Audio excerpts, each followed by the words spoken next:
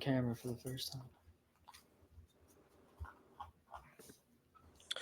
What is up, everyone? Now, I'm going to tell you guys this right now. For the first time in the history of life, I wish I was in Pittsburgh, Pennsylvania, not California. I'm just going to be straight up with you guys. Right, 70 and sunny here now, man. Sunny in Pittsburgh and rainy in California. This is brutal. But my man Shane Clunan, say what's up to everyone. What's up, everyone? So, number one killer of athletic potential. You know, we've been through our careers and we've seen some guys we played with at the high school, the college, even the pro level that were just legit, but they couldn't jump past that hump. What do you have to say about that? Yeah, so I think I'll start it with my coaching experience. I'll go from pony ball. In pony ball, I told my kids, you guys are already pony baseball players. You should have that potential behind you for now, right? But what I told them is now it's my job to turn them into high school baseball players, right? So now behind the scenes, a lot of them have become high school baseball players. You know, they're doing a great job. All of them watching, proud of you guys. But a lot of the guys who end up not making that team at the youth level, 14 to high school, I think the biggest killer of their athletic potential is going into high school is it's a whole new thing, right? You got to follow the high school ball process. I think they're just not mature enough in their minds, right? They know they might be all-star baseball players, but they can't put it together in front of a higher level staff, right? It's not just dads coaching anymore. So I would say that's probably their biggest, killer. But then when we go from high school to college, I'm a victim of it. I had no clue what the recruiting process even began with, right? Like I never had scouts come into the games and I wasn't reaching out to schools. I didn't know that was all things that I had to do. I just thought if my performance was good enough, somebody will show up or somebody will see it and I'll put my name on the radar. Same here. So clearly that's not how it's done anymore. And so that's probably the biggest killer there is guys just – they go to a school and they try to walk on and it doesn't work out and they're just like, well, that's it. Or, they play club ball if they have the chance to. They might go to a school that doesn't suit them very well. I was reading into that. Like there are some college programs that just kill your future possibilities of going into pro ball. Sorry, that was Riggins. It was his birthday yesterday, so he was getting some extra cuddles. But, he's adorable. He's the best. But so I think just maybe guys going from high school to college not being able to find the right program for them, right? It's not just you going there. When you're going to play a college sport, they're recruiting you and your family. I don't think a lot of people understand that, right? It's not just a one-way show, right? It's a whole new mess of you're a team now, but you're more of a family instead of just a team. And then going from the college to pro level, it's tough. I mean, you need to be found, right? The same way I was just found, like out of nowhere, a coach saw me do good and transferred me to the right people. Obviously, if you're legit, you're legit. But if you're going to kill that potential after a good college career, I think some people just fall into, well, I graduated and now it's time for work. I don't have an agent and guys scouting me. No leagues have reached out to me. No managers. They just don't put in the work for it, right? And they just kind of call it quits there. It's just time for the real world. So between those 3-4 levels, those would be my killers of athletic potential there. It's funny you say that when you bring up the high school level. One of the things they always told me, and looking back to it, I want to slap the people who told me this. If you're good enough, you will be found.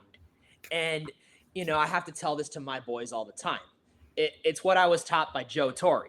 You think because you hit for a 400 batting average, that's what they're looking for at the next level, when the reality is a 400 batting average is phenomenal at any level you play, whether it's cross, JV, varsity baseball, junior college, NAIA, D1, D2, it doesn't matter. Hitting 400 is impressive.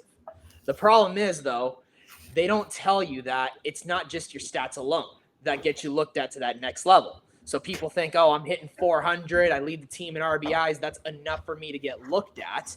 They think they're doing it. But the problem is so many people are reaching out to these schools that they're just like, okay, like we have our pick of the litter right over here. Right. You know what I'm saying? And it's just kind of one of those things too, where a lot of players aren't educated enough on the recruiting process. So they just kind of play their game, showcase their skill, but it's like they're showcasing it in front of no one. And sometimes some of these lower level coaches don't let the players reach out to these other teams or anything because they want full focus on the regular season, which is kind of a selfish move in my opinion, because it's like, oh, hey, Shane, you're my best pitcher, but I want you to focus on my program. And if you do well for me, I'll get you to a 4-year school. And then say you have the year of your life. I'm talking 12-0 record, below a 1 ERA, lead the league in strikeouts. And then next thing you know, you go up to me like, hey, what about that 4 year? And I'm just like, oh, hey, by the way, like I have no connections, but thank you for your service kind of thing. Good luck in life. And it's right. Just like, that's like the bad coaches we talked about last week, right? And that's another thing I'll reiterate is I tell my high school kids now is you guys are varsity baseball players. You have that. Now let's turn you into a college athlete and get you seen by all of our connections. And between the three of us, we have a ton. So, they can trust that as long as they develop. Well, and I noticed this, when a lot of parents try to advise me, especially because at the start of my coaching at JV, it was just me. It was me, the head JV coach. I had no assistants at the time. Mm-hmm. So, you're trying to – I'm seeing certain things the way – but, you being a coach, you have what? Your head coach, you, and then there's another coach, I'm assuming, on the staff, right? Yeah, there's three of us. You guys are all watching the same game, but you're all probably seeing different things, and it's good to get perspective. When it's just you, you're like, okay, this is what I'm seeing, but is there something I could be missing? And, some parents would try to advise me, oh, hey, you're playing this guy, or maybe you shouldn't play this guy. And then every one of them was going off stats. Like, this guy's hitting this batting average. Well, I don't know why you're playing this guy. He's hitting for this batting average. So I didn't want to be a stat worm kind of coach, but I was like, wait a minute. There was a kid on my team. He's my catcher. He was struggling offensively, or statistically speaking, he was struggling. But when I but I was like, dude, every time this kid plays well for us, we win. I get it. He's not, he's not playing statistically. He doesn't look great on paper, but he's an impact player. And it's kind of like what Joe Torre would tell us. It's not about your stats. It's who can help the team win. And, there were guys that were getting signed out of the ends that were hitting 230, 240. And you're wondering, man, this guy hit 230, 240. But then you realize, oh, hey, a Cody Lovejoy, his presence in the lineup, whether he's hitting 210 or 410. Crazy, yeah. It's a solid presence. It's the way he approaches his at-bats, the way he leads on the team. You look away from the numbers and you're like, not get him out, dude. Yeah. And even if he was hitting 200 for the year, just like you said, tough at bat, the leadership, the discipline in the batter's box. And when he hit it, oh my God, there's balls he hit that still haven't landed. So I approached the people who have been making my comments and I said, this kid is hitting for a low average. Yes. But he also manages to lead our team in RBIs and extra base hits. How are we going to keep that on the bench? Mm-hmm. And but so many parents get caught up with looking at the stats, comparing their stats. And I feel like when kids start just reading into statistics instead of how to win the game or whose productivity can win the game, that kills your athletic potential because you become an eye guy, but you're not focused on winning. You're focused on making yourself look good. And going 3 for 3 with, say, 3 chop singles that you beat out, that's good. But, it doesn't really help the team. You know what I'm saying? Mm-hmm. Yeah, so we have a similar situation, me and Brad, right? We're coming to a new school, and we only had stats to rely on. We're not coaching for a team that we really played against. I played against their JV team for Seton, but it was the first game of the year. It was freezing. I had 9 guys, and it didn't give me a good read. So we only had stats to come in on these guys. Yeah. And like I said, we cut a lot of guys who were on teams last year, and no matter what their stats were, they had to show out for us, right? We didn't care if you were on varsity last year, you might be on JV this year. Or if you made the freshman team, or if you made the JV team 3 years in a row, right? You might not make varsity. And it just comes down to who the player you are at that time. So these stat worms, like you said, they're like, oh, well, I threw 84 at my perfect game thing, or oh, I hit 300 in my rec league. Like, yeah, you hit 300 in your rec league. Good job. That, like you said, it's tough at any level, but you're not hitting 300 in our live at bats now. You know what I mean? Like, I just watched you swing and miss on 4 straight live ABs against varsity pitchers. Maybe you don't have the stuff right now, you know? So I think very similar situations and reads on that. Well, before we go into the topic of social media, I'll say this. Like, I recently had an experience with a parent. Like, we're 9 games into the year. There's a core group of players I've been playing consistently because they've earned their at-bats every day. Like, they've proven, like, they can get it done consistently, at least. So it's like, until they start hurting the team, these guys aren't moving. But there's other guys where I'm trying to kind of mix and match. So I'm like, okay, these 5 guys, how do we complement their playing style by, like, who do we add around them, So you're playing around, there's 9 games in the year at the moment for my team.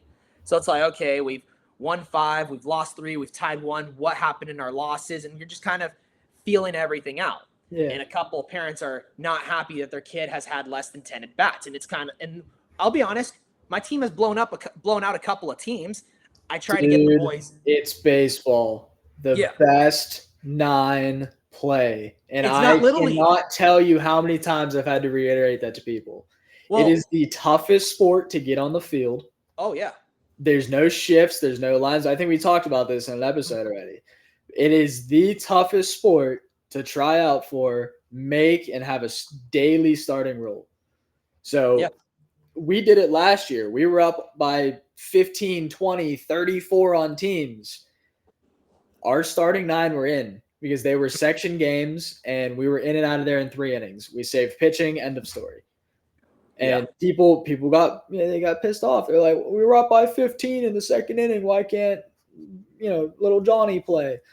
Well, little Johnny didn't show up to practice because he wanted to go to a birthday party yesterday, the day before a game. So sorry, but now would be the opportunity that he would have, but he's lost that doing other stuff, right? Yeah. And that happens so often, especially in high school baseball, that parents just think, oh, my kid's on the team, he should be playing every inning. Well, there's a bit of a delusion. If you're like, granted, yes, gameplay does help you improve your skills. I'm not going to deny that, but gameplay is not that's not the only way you can improve your skills. And that's one thing people tend to forget. Like, you're going to get, like, it depends how you take your reps in practice. That's what's going to actually make you better. And then obviously game day is like the cherry on top. But if you're terrible in practice, you're struggling doing the basic things in practice. What if I throw you in the game just to start you? Is that going to make you better? No. Like, you watch these little things clearly, but where I was going from is, my team blew out like 2 teams this year. And that should be the day where everyone plays. I agree with it. But my team has a very bad habit of scoring all their runs in the 4th inning. So we're already halfway through the game. Yeah. It's a 1-1 game. I swear to God. 1-1 or 2-1 game. It's close. And then the 4th inning, we break it open with 9 or 10 runs. Now the score is like 12-1. You're like, okay. We go into the top of the 5th inning. We make our substitutions. And as I'm making the substitutions, the opposing coach comes up to me and says, hey, score's 12-1. Your boys are kind of running away with this. We're done. Dude, yeah, and then you're like, well, shit. And we had that happen too, like rainouts. Yeah. Like, our JV guys, their parents were mad last year because we only played like 6 games. Yeah. And of those, we played 4 of them on turf, which we had to pay extra money and stuff for, which, it was a small school. But it's like, they don't understand that JV is meant to get you better for varsity. You don't have when you only have one field, you don't have the luxury of, with no lights, playing both games in a day, right? Like, varsity takes precedence. And parents again would get mad, like, it's a beautiful day out, why aren't we playing? Well, it rained 3 days ago and none of you want to help with the field. Yeah. No. And that's one thing, and that's what drove me crazy, is when people are making these statements on, oh, you're not giving this, you're not giving that, you're not giving this guy opportunity. It's like, look, I'm trying to give the guys opportunity. I can't control if we take a 12-run lead in the 5th inning. and we just break it open, that the other coach is waving the white flag. The other thing too is like, yeah, you try to mix and maneuver. I agree. You need the opportunity to play to get better. But you have to earn your opportunity to play. It's not Little League baseball. The best 9 are going to play. We're trying to win games. And the other thing that drives me crazy, and this is just the mentality I think of this generation, they'll see an opposing team walk onto the field and they're like, oh, you should start your B team against this team. They look like they're bad. And it's like, yeah, they look like they're bad, but they could surprise you. That happened to us yesterday, our first game Wednesday. And I hope all my players watching this get a laugh out of this. I'm very lackadaisical at practice. I'm the fun coach. I'm the loose guy. Tell me your jokes, say your dirty shit, whatever. I love it, right? I'll say the jokes right back. It's hilarious. I don't care, right? But when we got to the field, the other team, I won't drop names, but the other team we were playing against was just hanging around the field for like half an hour. And then we went to start to warm up, and then they decided to start on-field batting practice. Oh, no. So it was a scrimmage, right? It was the first game of the year. It didn't matter one way or another. But I took my notebook, I sat on my bucket, and I watched every single hitter and took notes during their batting practice. And it's like the different level of locking in, like you were just saying, right? It's like, I'm here to win, whether it's a scrimmage, whether it's a playoff game or a season game. I'm ready to win this. Their on-field BP looked terrible, and we threw a no-hitter -1 inning where we had a guy pitch who's going to be a first baseman for us. So, shit happens. But it's a scrimmage, so he got his innings in, right? But yeah, like I hope that they saw my players that it's like, okay, now it's game time. Like, shut up with the jokes, lock in, watch everything, and it's time to win this baseball game. No, I agree with that. They did. They saw it. They took it to hand. They were very loud in the dugout, and I was proud of them. They kicked the shit out of the team. Yeah, and you know what? Like, at the end of the day, to me, I like to win. I'm competitive. When you build a team and you teach them how to win, in my opinion, it prepares you for life because, I've seen a lot of teams that are usually last place teams that they'll win 5 games all year. They're happy with their 5 wins, and when they lose, it's like, we're not going to change anything. We're just going to keep doing. And that doesn't prepare you for life. When you win a game, but then you lose 3 in a row, but you get back up, you win 3 in a row because of the competitiveness. That's what's going to prepare men in life. Dude, I can't even believe you're saying that. You remember Moose from the Yins? Yeah. So I've been playing catch with him. I've been working on his mechanics and stuff. Yeah. We were talking about that in the car on the way home. And I told him, I said, baseball has changed the way I like approach life. You talk about like becoming a man, right? Yeah. I purposely put myself in situations where I'm going to fail and I need to work myself out of it. Exactly. I'm not saying like life situations, but games, for example, like I love puzzles, right? I'll take all the end pieces or like the border and I'll put them away and then try to do the middle out, right? Like I love that. I love that. My favorite thing to do, Tetris. I love Tetris. Ooh. Inside thing about me. But I purposely mess up the board real bad at first, up to about halfway, a little 3/4, and see if I'm able to fix that mistake. Baseball itself it's taught me how to handle failure, right? It's a game of failure. You're supposed to mess up. And I was explaining that to Moose, right? Because he's thinking about getting into a league and maybe trying to pitch to batters for the first time. I was like, dude, you're supposed to fail when you get out there, especially doing it for the first time in your 20s, right? Like these guys have been playing for years. I said, go out there and learn from it instead of just be like, I don't have it, this is it, right?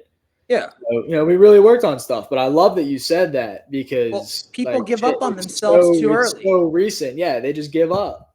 It's like you gotta fail, you gotta lose, you gotta learn. You're an all-star as a little leaguer. You play your first season in high school ball and you hit 200. Now the kid's like, this ain't me. I'm just not good anymore. Instead of bouncing back and fighting. And that's the thing I want my players to understand.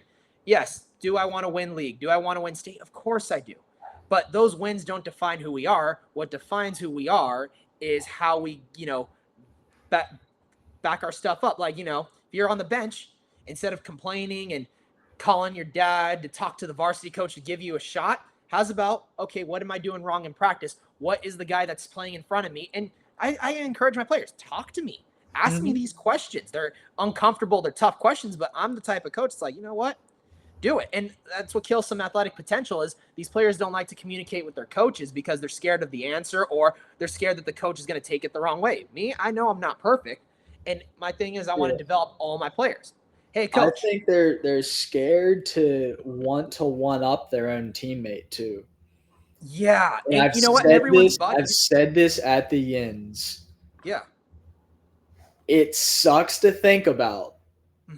But when you're on the journey of trying to get signed, or if you're a JV guy trying to be on varsity, for as much as it sucks to say, every time somebody on your squad does bad and you go out there and do good, you put yourself ahead. Yes. So it sucks to think about like that. But of course, I knew at the same time there was no defined teams at the ends, right? As a bullpen guy, I wanted whoever was out there to shit the bed because I knew if I rolled in there and I didn't, that puts the highlight on me for that game. Yeah. And the more and more that the highlight was on me, right, the more I get, looked at or extra interest or something like that. And, still waiting, but we're there, right? It's the mindset, right? Even though you're a team of 18 guys, if you're a backup guy, you got to do something to beat out that starting guy if you want to see the field. And this is the way. So I tell my players this: if you're a backup guy, you don't want to root against the starter. That we're a team. But if the starter's not doing too hot, and I give you a chance to come in, now that doesn't mean yourself. Well, yes, but there's a way I have them do it. And this is one thing. This also kills a little bit of athletic potential. These guys are focused on the numbers. Kid comes in as a pinch hit opportunity. Now he's got all the pressure on the world with him. Oh, shit, if I don't get a base hit, then I'm not going to be in the starting lineup next game. That's not how it works. And I tell them this all the time, especially when I put them into pinch hit. I say, hey, you have a job to do. Now, if the job doesn't get done, that's not the end of the world. But I need a competitive job. Now, if I put you into pinch hit, you go up there and you take 3 pitches over the plate for strikes, that's going to hurt you. But if you go in there, I put you into pinch hit, you strike out, but you have an 8-pitch at bat. In my head, I'm thinking, okay, he's not ready yet, but that was a pretty damn competitive at bat. Or if you go in there, first pitch swinging, you'll hit a line drive in the gap and the guy makes a diving play. Dude. That's so great at that. Yeah. I was like, dude took a great swing. So it's like, ignore the results and have a good at bat. Now, am I putting you in the situation to get an RBI? Yes. I don't care how you do it, but do it. Or am I putting you in this situation to get outs? Yes. I don't care how you do it, get it done. But I could tell when you're giving it all, because sometimes you just lose. Joe Torre put me in to pinch hit one time. Runners on second and third. We're down a run going into I think we were in the bottom of the 6th inning. So I knew, okay, this is a key pivotal moment in the game. I strike out. And as I'm walking back to the dugout here, Joe Torre go, boo. And the reality was I was all bummed. He didn't boo me, though. He actually pulled me to the side and said, dude, that was a phenomenal at bat. I was facing Keaton Sullivan, man. He worked a 2-2 count, and I saw 8 pitches because I fouled balls back and stuff, took some good pitches that weren't strikes. He just beat me with an up and in fastball. I thought, man, if I connect this thing, that's going 50 feet over the scoreboard. But I whiffed. And he said the reason I booed was not because you struck out, but because we had runners on second and third to start the inning, and the guys that hit before you popped up on the first pitch or hit something weak back to the pitcher. He's like, had you had that at bat first before those two guys, Keaton threw a lot of pitches. Maybe leaves that he's a little exhausted. Maybe he would have left one over to his next to. Exactly. It actually gets you moved up in the lineup. And that's the thing. I tell my boys, or you know what? I don't care. I'm just going to say it. I tell my players, fuck your results. Fuck your results. Have a good at bat. Do what you can do for the team. If it doesn't work out, it doesn't work out because this is baseball. It's not going to work out. And Another thing that I just see that kills the athletic potential is some of these parents are too delusional. They're telling their kids, oh man, you went 4 for 4 today, when the reality is the kid might have went 1 for 4 and they made 2 errors in a fielder's choice. Those aren't hits. Exactly. Or you pitched a great game when he gave up a bunch of hits. Those guys should have made plays behind you. When our outfielders or infielders are diving for balls that are missing, those aren't routine plays. And like, it's the delusion. Like, one of these parents who was pissed that his kid wasn't playing was like, my son was a 400 hitter as a Frosh player. And I'm thinking, well, that was Frosh. This is a different level. And then he's like, he doesn't get opportunities and he hardly ever strikes out. And I'm like, he leads our team in strikeouts, but okay. And then he's like, stat line. Like, literally, like the way he was hitting me with certain stat lines, I was making certain faces like, what game are you watching? And he hits the ball so hard. I'm like, bro, his 2 hits are bloop singles. What I have his exit velo right here, my friend. Yeah, and then he's like, one of the fastest kids on the team too. And I'm like, we tested 60s. He was 3rd to last in 60s. And when I called the kid out for that, he said, well, coach, I wasn't even trying him the 60s. I'm like, dude, that's not a great answer. Yeah, that's a horrible answer. I'm like, it's either you're not as fast as you say you are. Now you're jogging in something where it's supposed to be a competition. I'm like, bruh, like, you're not helping yourself. And the thing is, some of these parents are so blinded by either love or they're so blinded by wanting their kid to play that they're ignoring all the other things. Because my dad, I got 12 at-bats my freshman year. He never went to the varsity coach and said, my kid needs at-bats. My dad said, well, this coach clearly isn't giving you an opportunity. He says, do I think you're better than the guy that's playing in front of you? I think so, but like, you clearly haven't earned it yet. Yeah, like, what are you going to do to set yourself apart? And I had a couple of pinch hits, got a couple of hits, but like, still wasn't enough. And then the next year when, after finishing my freshman year with 12 at-bats, we go into JV, my dad said, okay, what are you going to do to set yourself apart? And dude, I think I became a freaking fiend where it was like, I'm going to go to early work. I'm going to go to stay late for practice. I'm going to do this. I'm going to do that. It got to the point where when the JV coach took notice of me, it was like, I don't know if I care for his talent as much because, I hadn't grown yet. I was still a little guy. Right. But he's like, but dude, if it's a game on the line, ball hit, like the one time my JV coach ever yelled at me that season was we were playing Western. They hit me a hot shot ground ball and it took a bad hop and it missed my body. He got mad at me because I didn't get in front of the ball. And he basically was like, dude, that's the reason why I put you in the starting lineup. And before you took off and started hitting 400, it was because you were willing to get in front of the ball and like wear it for the team. He's like, when you laid it and missed it after 12 starts, that pissed me off. And I said, coach, I promise you, I didn't get out of the way on purpose. You take ground balls on this field. This field is crap. And it took a bad hop. Should I got in front of it? Yeah, but it was like one of those, you're here and the ball bounces over there and you're like, what do I do? Like, kind of thing. But he basically said, okay, like, that's on me. But he also said, I didn't put you in the lineup because of your skill set. I put you because you got heart and the toughness. If you lose that because you've been starting, what are we doing here? And I was like, okay, like, I knew that's why I was playing, but it was also like, it puts you back to reality. Okay, hey, let's step up our game a little bit more, Right. So I like the one word you used, delusion. I think you can roll us into our next topic. Let me get a sip out of my good old Ozark Trail tumbler here. Go ahead and you love your new toy, don't you? Go buy some, my people. Go buy an Ozark Trail tumbler. This thing's fantastic. I wish I was drinking out of mine, but instead I've got 100 grams of protein in this bottle, so that's wonderful. Yeah, dude. Nice, good brand, good tumblers. We love them. Yeah, but no, you're right about your protein. You're right about the delusion, though. Parents, players, like some people just like I told one of my players who isn't a starter, said, "What do I got to do?" And I said, "Look, this is going to be one of the toughest. This is the toughest thing about development, and the toughest thing, in my opinion, is being honest with yourself. This kid is telling me where he is better than the starter. I'm better than him because I hit better and I don't miss my pitch. Okay, I agree with that. Now, where is the starter better than you? Answer that question, and now work on what you need to work on. But then when I've never even thought of it like that. That's actually good. I'm think of it. Say you have 2 shortstops, right? What do you look for in a shortstop as a coach? I mean, pure athleticism, speed, command. Like over the infield, he's got to be a leader. I don't really expect a big bat out of a shortstop. I think that goes through a lot of levels. But like a consistent on base guy, Yes. like I said, fast. He's going to steal some bases, but he's going to be at shortstop because of his athleticism. Like he's going to just purely show out there. Well, I'll tell you this. The kid I've got starting at shortstop on my team, he's got parts of what you said you look for in an infielder or a shortstop. But the reason he's my shortstop is he the cleanest defensively? Not necessarily. But he's in there because he is consistent with his defense.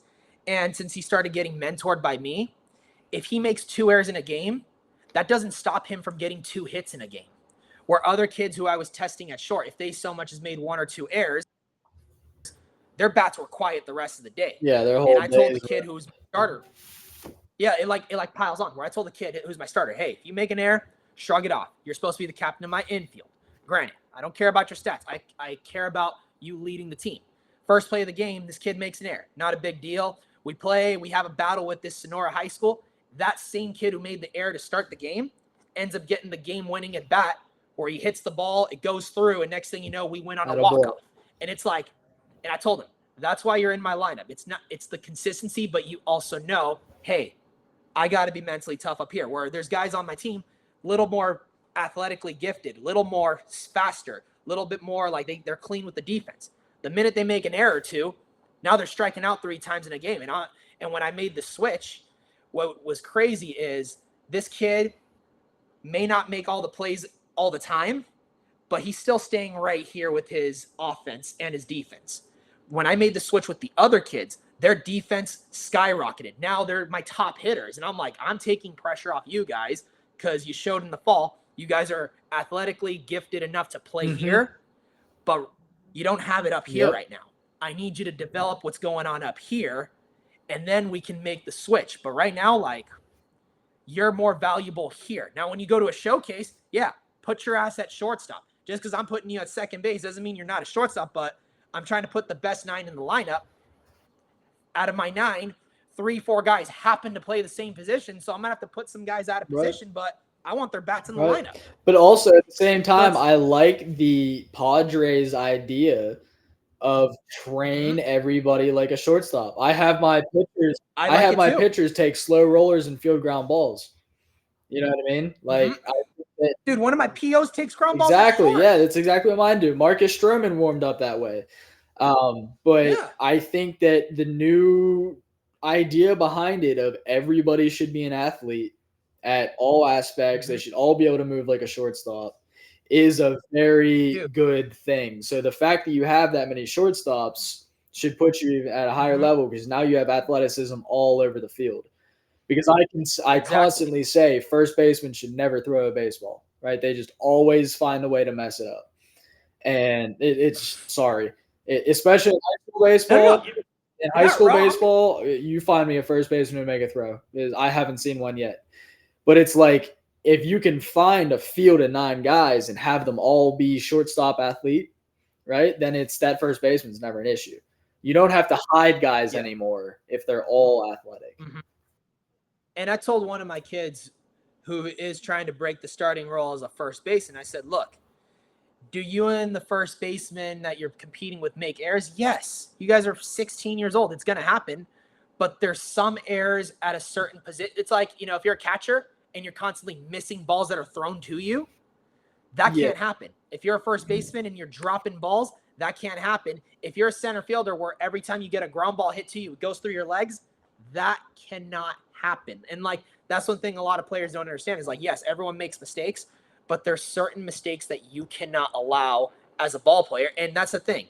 When you're trying to build your athletic potential, you got to be honest with yourself. You got to find what you need to do that improves your game. And you got to just kind of keep finding ways to step it up a little bit. That's one thing. People would always tell me, college, high school, oh, you're putting up good numbers. That's good enough. Yeah, it's good for the team, but what about for me? How can I make the jump to the next level? And, when you're focused so much on numbers, making the jump to the next level is a pain in the ass because, you're just so focused on the numbers instead of, okay, I'm an outfielder. I hit 370. Awesome. Where do I lack as an outfielder? I've got a good arm. but I don't throw 90. We need to work on that. Oh, I get good reads, but I run an 860. Maybe we should work on, but it's things that these boys don't have an understanding of. And, this is another big killer of athletic potential. I really want to ask your opinion. Social media. You get these top phenom prospects that are all over showcase, prospect, all this stuff. And you got, oh man, I'm 17 years old. I'm playing. And then you get people like the naysayers. Oh man, that kid's 17. He's throwing 100 miles an hour. That kid's going to the major leagues. You have no chance because you throw 80 miles an hour. But the reality is, what we don't know about these kids in social media is who's fully grown, who's not, who's gotten coaching by the best. Maybe you're just training yourself in the back. There's so many instances in social media, the black mirror, it lies to you. Yeah, so you really kind of took the words out of my mouth because I was going to roll right into it based on what you said. Is back to that word delusion. It's the comparison. It's like, you know what I mean? Parents are like, well, my kid trains with, I'm just going to shoot out a name just because I don't know any names, right? My kid trains with David Ortiz. He has the same swing as David Ortiz, right? But he's not David Ortiz. You know what I mean? No, he's not. Baseball is such an individualistic sport. And I hate when I hear like clients of mine come in. Well, I trained with this guy and he swung like this for the Arizona Diamondbacks and he had a successful career.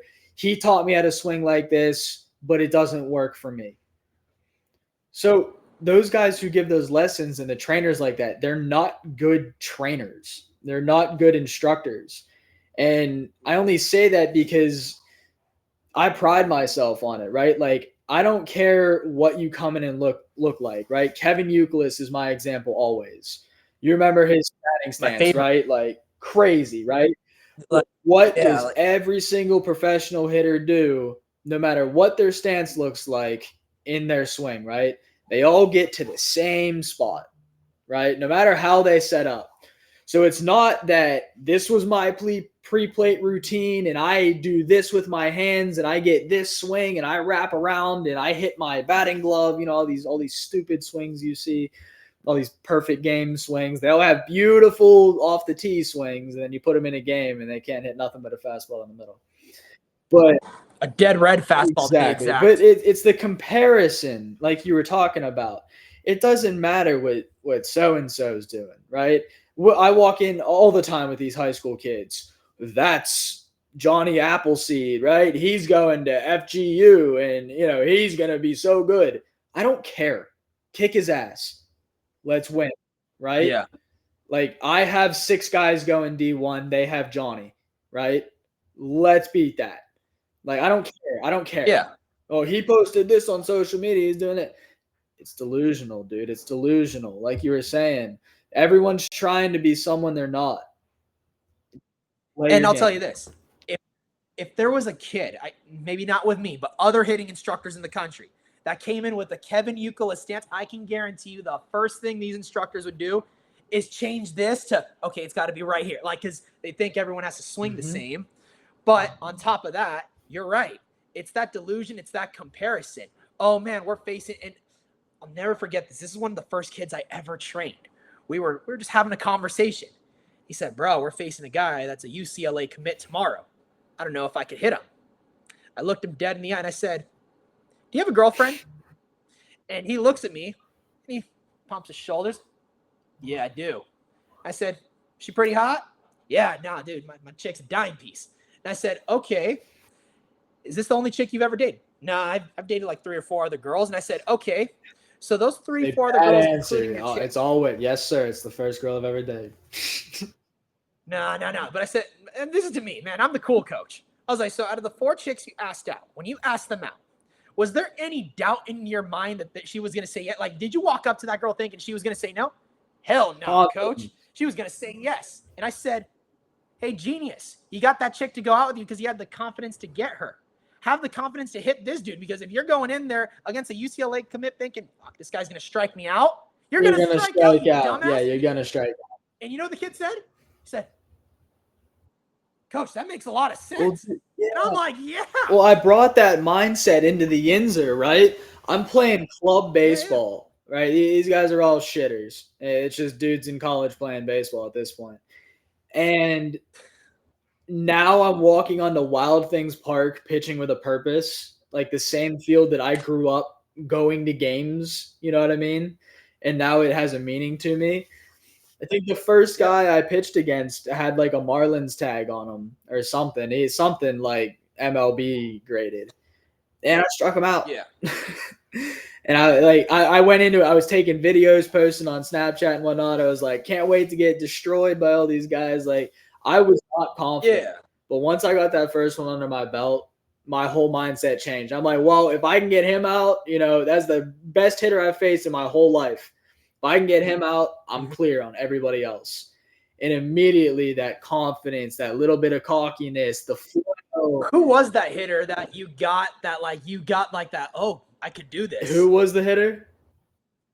I have the remember? video. I don't know. I have the video though. MJ recorded it for me. But you know what I'm saying though? After I got that one under my belt, dude, the flow, the confidence, I opened up, right? I was talking to guys. That's how I met you. I started announcing. I umpired. I showed up at my pharmacy outfit one day and then threw on the umpire gear. You, me, and a couple of your teammates. I remember we jumped in the car in between the doubleheader and we all went to McDonald's. That's when we all really started to get to know each other. Yeah, you did come up to a game. But yeah, I mean, it's just going back to social media. We're social media guys, right? We're on it right now. We're using this as that, but we're using it to explain the negatives that everyone just kind of adapts to, right? There's so much negative out there that it just turns into the normal, right? So we're just trying to lead you guys away from that. But it's like, I see kids post, like they played high school for me and they couldn't hit a ball off a tee. And then I see them go to these summer programs and it's like, oh, so-and-so was 8 for 9 this weekend with 3 home runs, 18 RBIs, 7 innings on the mound, and 1 hit. Where did that come from? You know what I mean? And it's like, so now everybody sees that this gets posted, right? And it's like, well, this kid must be a superstar, right? He had a hell of a weekend. But it's like, I've seen you play a whole season, not put any care into practice, put you on the field, saw the same no care. And it's like, what level are you playing at that you think that posting these stats is going to get you looked at the next level? You know what I mean? Well, also, too, and one thing that people tend to lean too much on is their travel ball stats. One thing I never really thought of, and one of my coaches, a mentor of mine, actually broke it down for me because I was, I'm getting texts from these players. Man, I can't hit in high school, but I can hit in travel ball. And then when I started doing a little digging, I find out, one of my players is playing, he's not on he was on Frosh the year before. Is that freshman? But he was playing he was a freshman player. And he was playing 16U travel ball. Frosh freshman for you guys? Yeah, freshman, sophomore. Oh, okay. So we're freshmen. You can do 8th grade and 9th grade, but we don't have we're a Catholic school, so it's high school only. But like Bethel, where I went, 8th graders can try out. So it's 8th and 9th grade for the freshman team, and then JV is 10th and 11th, and then varsity is anybody. Yeah, and one thing I noticed about these travel ball players, they'll be freshman or sophomore, but they're playing 16U travel ball. And they're hitting 400 or 500 in a full travel season, which, good for them. That's tough to do. But then you find out, oh, hey, this kid's playing 16. You took the point right out of my mouth. Yeah, it's like you're playing against kids that are at the freshman level, but also the kids that weren't good enough to make the Frosh level. It's like the cesspool. Now, if you're playing 18U travel ball, where you're facing guys that played varsity baseball, a little different. But when you're complaining that you're not playing against varsity level guys because of your good stats against freshman level guys. And the delusion behind that, it's so routinely out there. Like every parent who has a kid on JV, I swear to God, feels that way. It's like, well, he does so good on the in-laws or the outlaws. And I'll even say this. You're just not high school ready. Sometimes there are some travel ball teams that, have good coaches, but they let the kids play. And then there's some high school coaches that are so tight because they need to win these games that they put too much pressure. And I've seen it go both ways. But I also sit down with my boys and I say, okay, this is the level you want to play at, right? And I get a video. It's from all the top prospects from 2000, like the number one prospect of each draft class from 2010 to now. And I showed videos. The first one, 2010 top prospect, who was it? Bryce Harper. And what position did Bryce Harper play in high school? He was a catcher. So I showed this to my catcher. I said, this is Bryce Harper as a high school kid.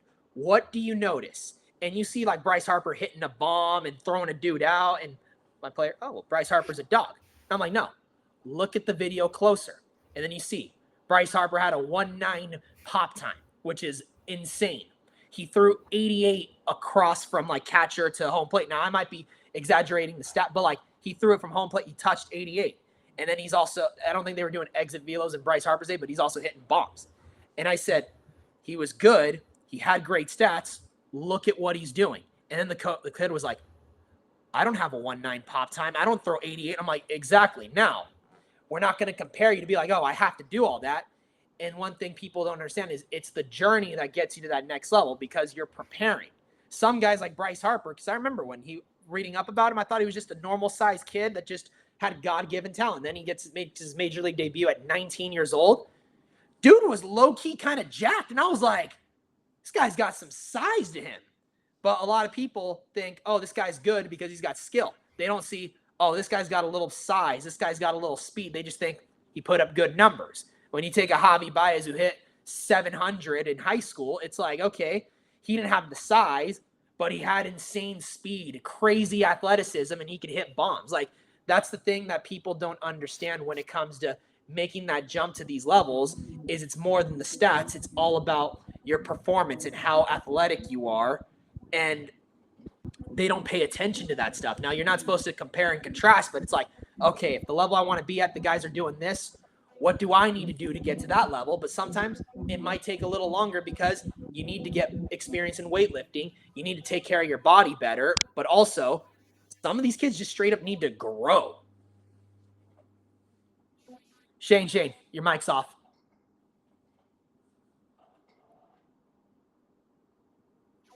Try again. Oh, you had it.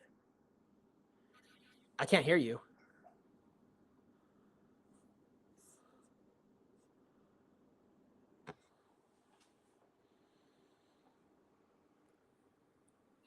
Mm-mm.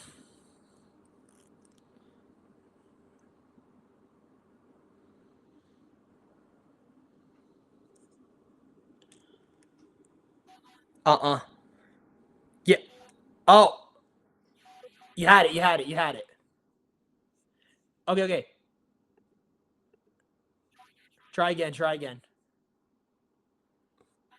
I still can't hear you. No. Hold on. What the hell is going on? Try again. Mm-mm. Hold on.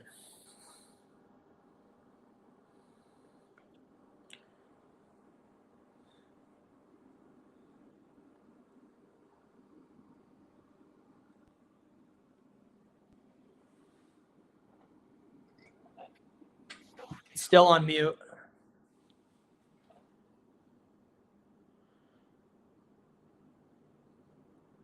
All right, try that.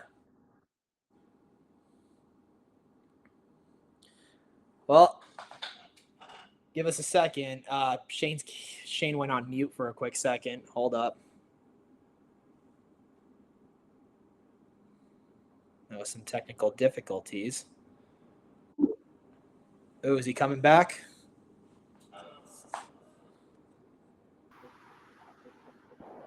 There we go. Hello? What the hell?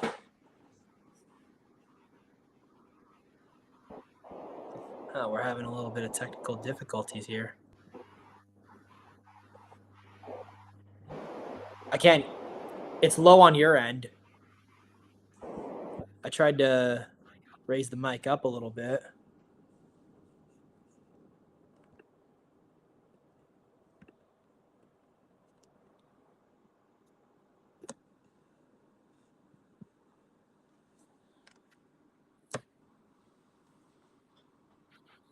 Hold on, we're in a weird technical difficulty right now. How about that?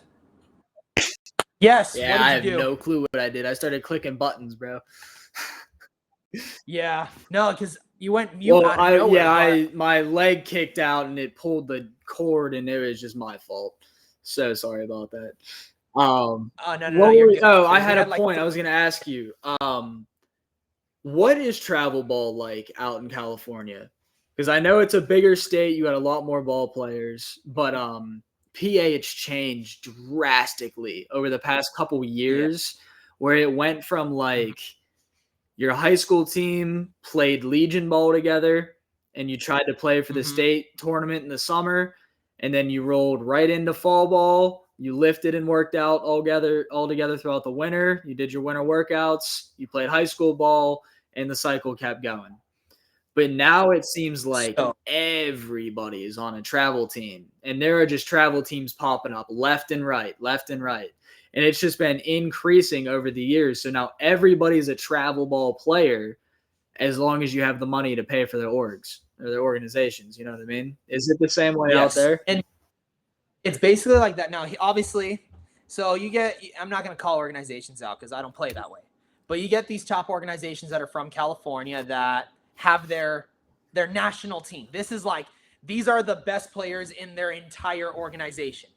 Everyone else is paying to be a part of the organization so they can flex that they're a part of this organization that has this badass national team.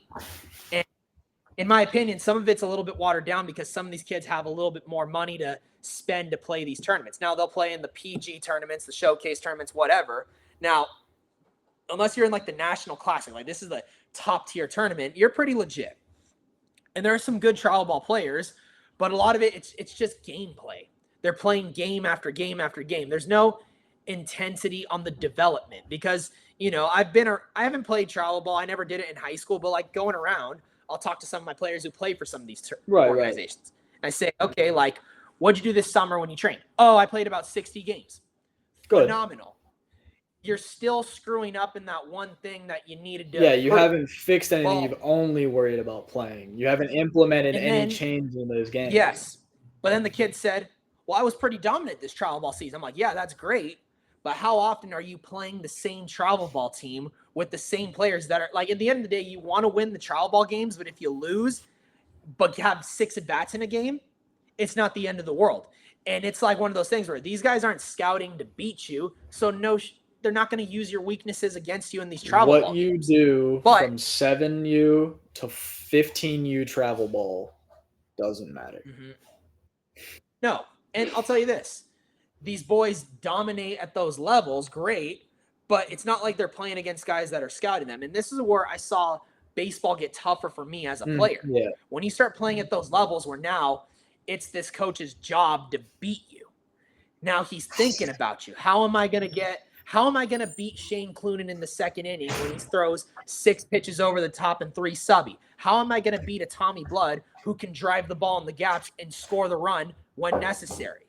With these travel ball organizations, we're going to beat them because they're not really paying attention to what we do. We just showcase our skill, beat them a little bit, cool.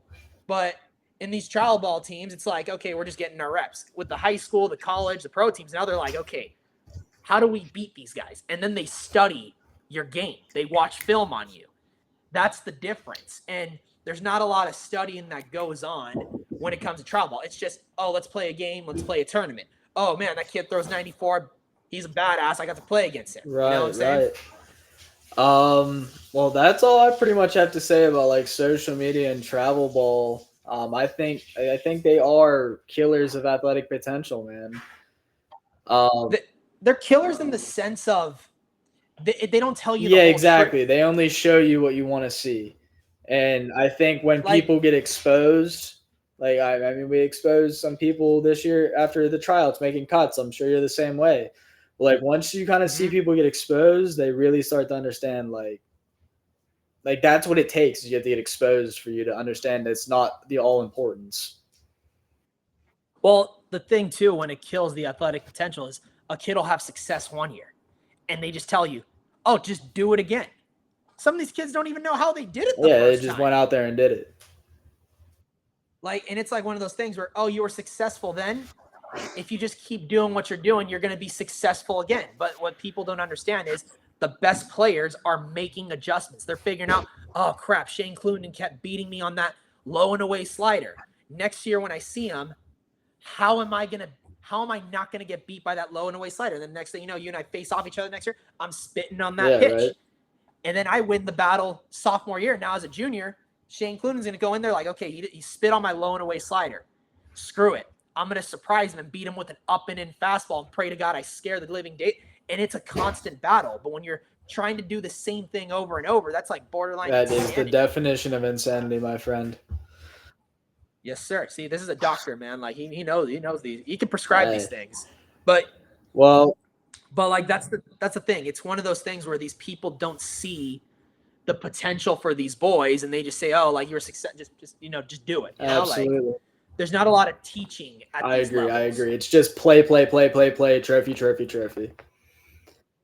Yeah. Like my big thing is this, and it drives my players crazy. I preach the fundamentals. We got to make sure we play catch. We got to do it right. And there's days where I'm like, okay, we're going to do nothing but play catch. The boys, catch. And it's like, hey, you guys threw the ball like a merry-go-round. Yeah, you guys can't do the basics right. We're going to hammer the basics. Yeah. Like, and that's one thing.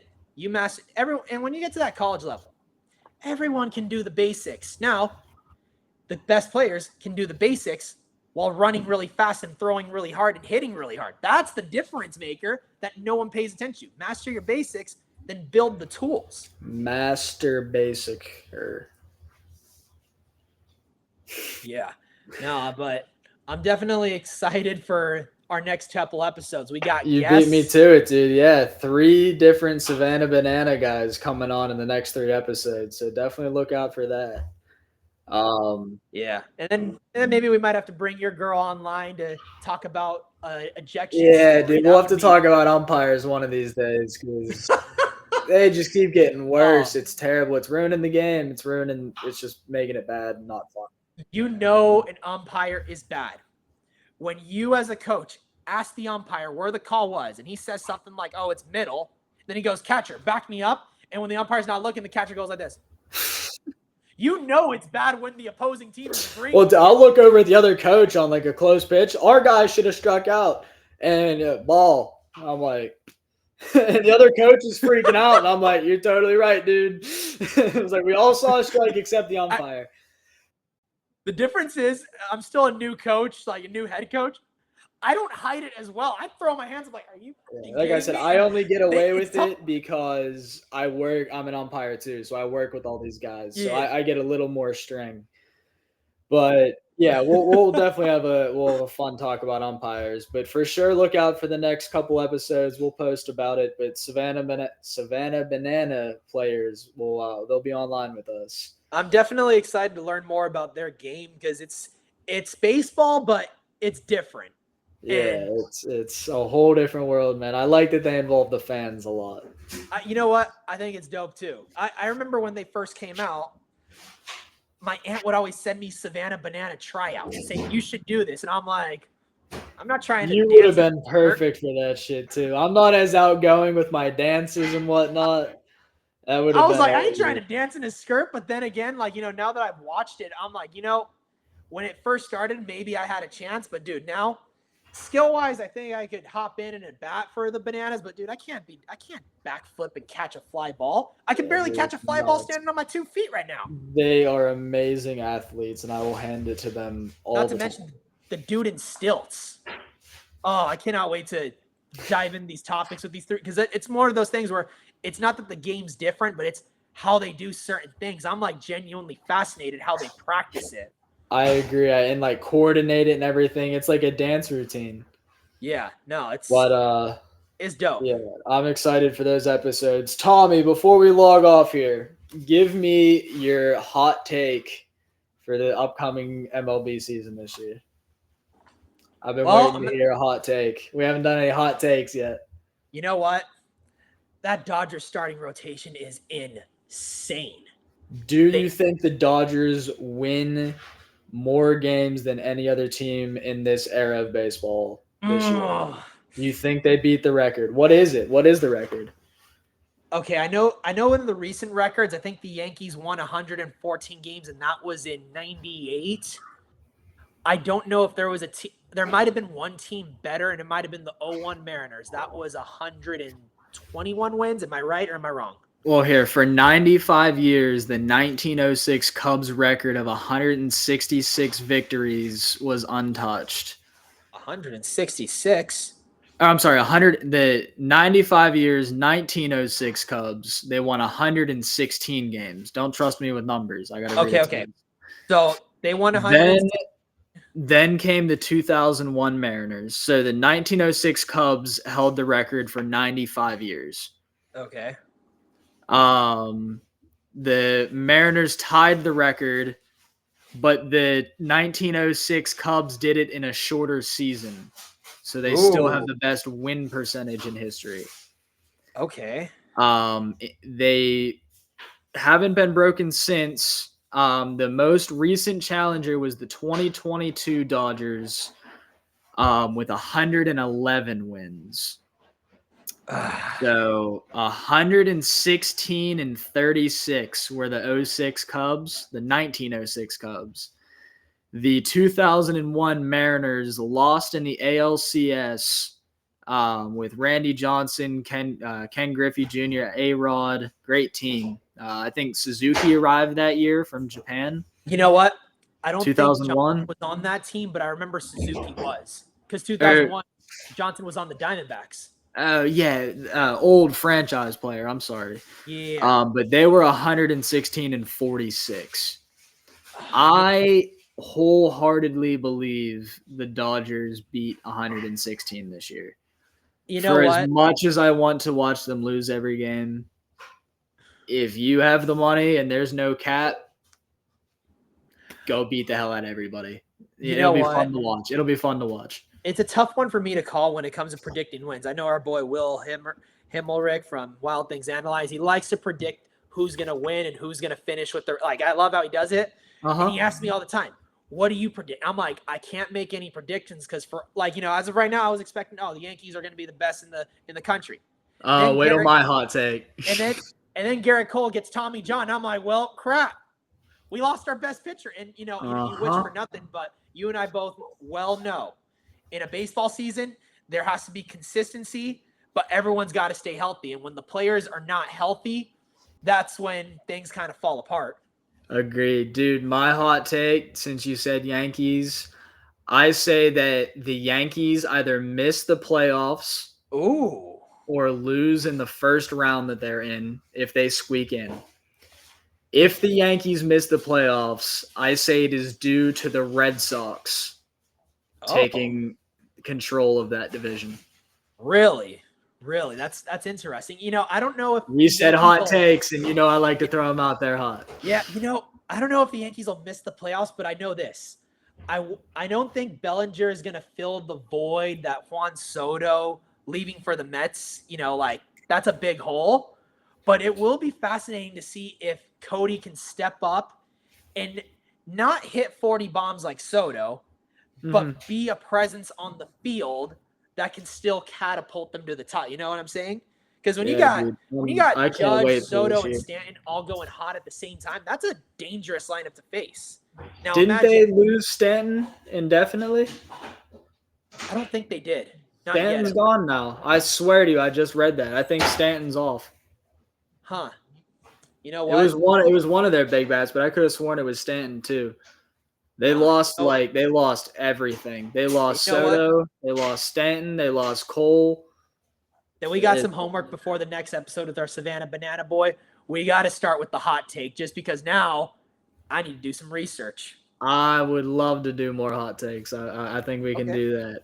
But, dude, great episode. I hope everybody enjoyed it. Look forward to next episode with the Savannah Banana guys. Yes, sir. And, we'll see you guys soon. I'm excited for the next round, baby. All right, brother. Well, I'll talk to you soon. Have a good one.